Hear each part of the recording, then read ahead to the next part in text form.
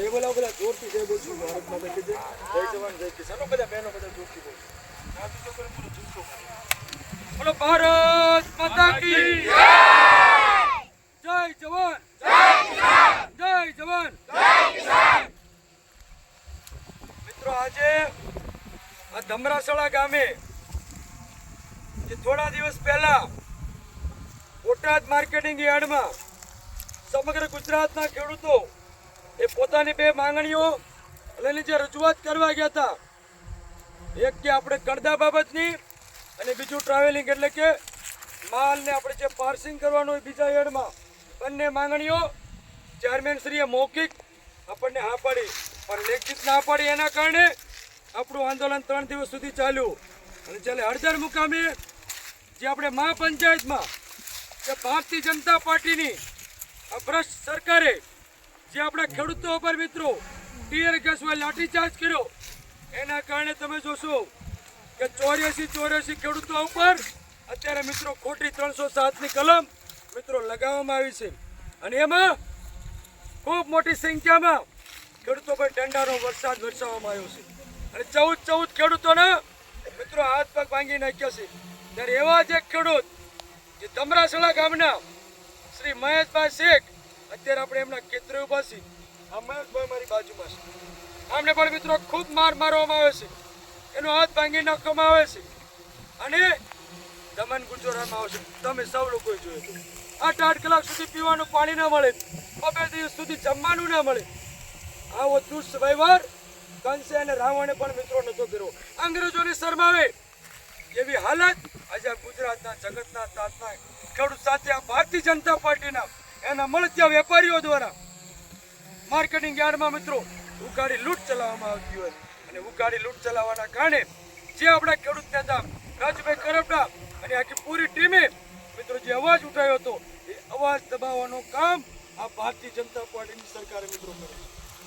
ત્યારે જે લોકો જેલમાં છે એ લોકોને મિત્રો તમામ ગામના ખેડૂતો સાથે મળી તો તેના ભાવ સાથે એનો ખેતીવાડી એના ધંધા રોજગાર ખોટી ન થાય એટલા માટે તમામે ગામના ખેડૂતો સાથે મળી અને જે જેલમાં છે એ ખેડૂતનો મિત્રો વાડીએ આજે ગુજરાતના દરેક ગામમાં કામ કરશે.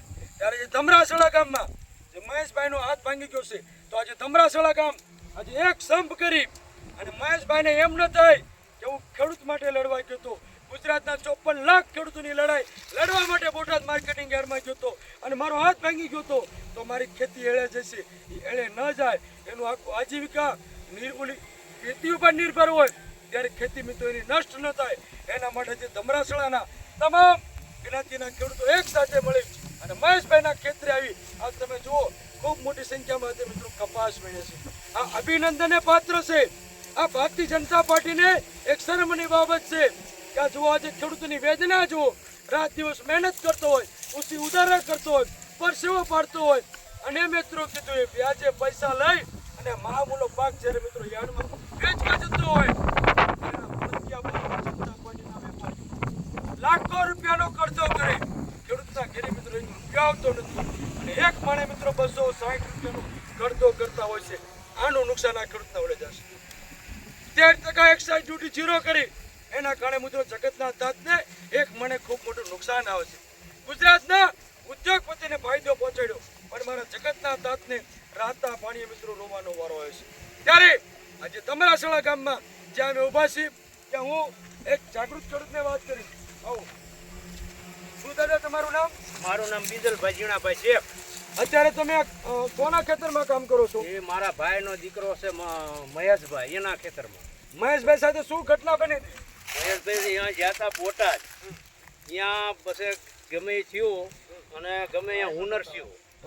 એમાં અમારો મહેશભાઈ હડફેટમાં આવી ગયો, પછી એને માર માર્યો એટલે કેવો માર્યો આપણે જોવાય ને એવો. પછી હાથ ભાંગી ગયો છે. પછી એટલો માર્યો ને પણ મહેશભાઈને જ માર્યો પણ આ જગતનો જે ખેડૂત છે એને માર્યા. બરાબર. એક ખેડૂત નહીં પણ આ જગતમાંથી જેટલા ખેડૂત ખેતી કરે એ બધાને મારશે. અને જે પોલીસવાળા રહ્યા ને એ ખેડૂતના દીકરા નગર એનાથી બડો ઊંચો ન થાય. ખેડૂતનો દીકરો છે, મારે ખેડૂતનો દીકરો છે, ન મારે જ મરાય. અત્યારે એને પટ્ટો છોડવાનો તો છોડી શકું, બાકી મારે હું ખેડૂતનો દીકરો છું, મારે મરાય નહીં. ટૂંકમાં પોલીસ વાળા વફાદારીથી રહેવું પડે ને. રહેવું જ પડે ને. પોલીસ વાળો નકરી એમ થાય કે મારો આ ખેડૂત છે, ખેડૂત મરે, મારાથી મરાય ન મરાય. આ મહેશભાઈ જે માંગણી કરવા યાર્ડમાં ગયા હતા એ માંગણી બે વ્યાજબી હતી કે ગેરવ્યાજબી? વ્યાજબી જ હતી. બરાબર છે. એમ માનો કે આપણે જો એક જાણે યાર્ડમાં વ્યાપારીઓ જોઈ લીધો, અહીંયા ભાવ કરી નાખ્યો, તો એને જીન 5 કિલોમીટર 10 કિલોમીટર 15 ત્યાં પાછું ઠલવવા જવાનું, ત્યાં જઈને પાછું અડધું ઠલવીને પાછું કાપે કે ભાઈ આના 200 રૂપિયા કાપવાના. હવે 1400 નો ભાવ કર્યો, 1200 શું કરી લેવું? ખેડૂત રળે શું? તમારે જે અત્યારે કપાનો ભાવ મળે છે એમાં તમારે ભાવ પોહાય એવો છે કે સરકારે નથી પોહાતો. ભાવ કેટલો હોવો જોઈએ મિનિમમ? 2000 હોવો જોઈએ, તો તમને કદાચ 200-300 રૂપિયાનો આ નફો. તોય ઓલો કરે. તો હવે આ આપણા 84 ખેડૂત જેલમાં છે એ તમે શું સરકાર આગળ માંગણી છે? ઝડપથી છૂટવા જોઈએ કે? આ જલ્દી છૂટવો જોઈએ. અમારે એમ થતા કાલ થતા આજ થતા કાલ ન થવું જોઈએ. તો આ જે ખેડૂત પંચાયત લોકોએ નક્કી કરી છે કે જે લોકો ખેડૂત જે જેલમાં છે એને પંજાબના મુખ્યમંત્રી, દિલ્હીના રાષ્ટ્રીય સંયોજક અરવિંદ કેજરીવાલ અને ગુજરાતના ઈશુદાન ગઢવી, ગોપાલ ઇટાલિયા, સૈતર વસાવા અને 3 આપણા ધારાસભ્યો પૂરા ગુજરાતની આમ આદમી પાર્ટીની ટીમે ખેડૂતોના સમર્થનમાં જે વાટાવસ મુકામે એક ખેડૂત મહાપંચાયતનું આયોજન કર્યું છે કે સમગ્ર ગુજરાતના ખેડૂત સાથે તમે કેમ કીધું કે આ મહેશ શેખ ઉપર લાઠી નથી પરંતુ સમગ્ર ગુજરાતના ખેડૂત ઉપર આજે લાઠી મારી છે, તો એના સમર્થનમાં અને ગુજરાતના ખેડૂતો ઉપર જે અત્યાચારો થયો છે એ દેશ પાછો ખેંચે એટલા માટે બંને મુખ્યમંત્રી આ 84 ખેડૂતના એના પરિવારને, એના માતા પિતાને, એના બાળકોને અને એમના ઘરના બૈરાને સ્ટેટ દિલ્હીથી અને પંજાબથી મળવા આવતા હોય તો આપણે ધમરાસળા અને આજુબાજુના તમામ ગુજરાતના ખેડૂતોએ 31 તારીખે બપોરે 1:30 કલાકે વાટાવે જવું જોઈએ કે નહીં? જવું પડે. જવું પડશે ને? જવું જ પડે. આ મહાપંચાયતમાં આપણે જશું ને? હા, જવાનું. આ બધાય ભાઈઓ આવજો, બધાય. મહાપંચાયતમાં આવશું કે નહીં? મહાપંચાયતમાં આવશું કે નહીં?